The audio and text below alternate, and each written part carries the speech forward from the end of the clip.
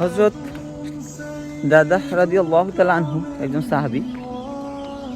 তার দানশীলতা।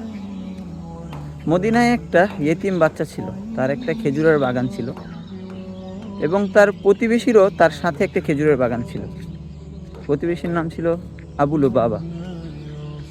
তো আবু লুবাবার একটি গাছের কারণে ইয়েতিম বাচ্চার খেজুরের বাগান পৃথক করতে পারতেছিল না, তার প্রাচীর সোজা হচ্ছিল না।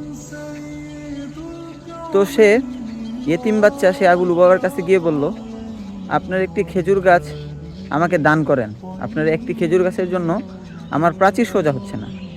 তো আবু লুবাবা কোনোভাবেই রাজি হচ্ছিল না। এরপরে সেই ইয়েতিম বাচ্চা বলল, তাহলে আপনার একটি খেজুর গাছ আমার থেকে বিক্রি করে দেন। তারপরও সে রাজি হয় নাই। তারপর সে ইয়েতিম বাচ্চা নবীগঞ্জ সাল্লাল্লাহু আলাইহি ওয়াসাল্লামের কাছে গেল, মসজিদে নববীতে গিয়ে সম্পূর্ণ ঘটনা বলল।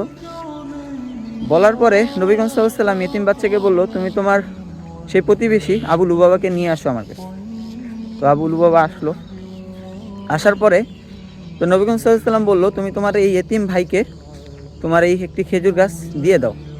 তো বারবার বলার পরেও সেই আবু লুবাবা রাজি হয় নাই। এরপর নবীগঞ্জ সাল্লাল্লাহু আলাইহি ওয়াসাল্লাম বলল যে, তুমি যদি তোমার এই ভাইকে একটি খেজুর গাছ দিয়ে দাও, তোমার এই খেজুর গাছটি, তাহলে আমি তোমার জন্য জান্নাতে একটি খেজুর গাছের জিম্মাদারি নিব। সুবহানাল্লাহ।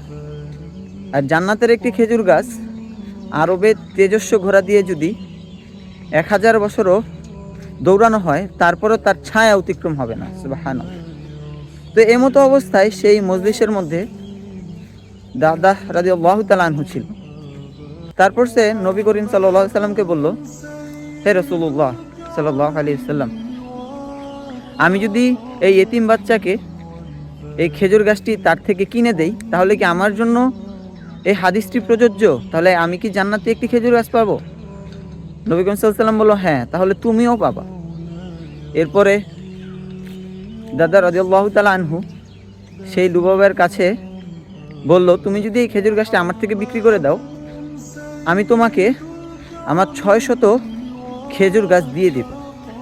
আর দাদা রাদিয়াল্লাহু তাআলা আনহু ছিলেন মদিনার মধ্যে 600 খেজুর গাছের অধিকারী। তার একটি খেজুর বাগান ছিল, আর সেই খেজুর গাছের প্রত্যেকটা খেজুরই ছিল সুমিষ্ট, আর সে এই খেজুর বাগানের জন্যই বিখ্যাত ছিল।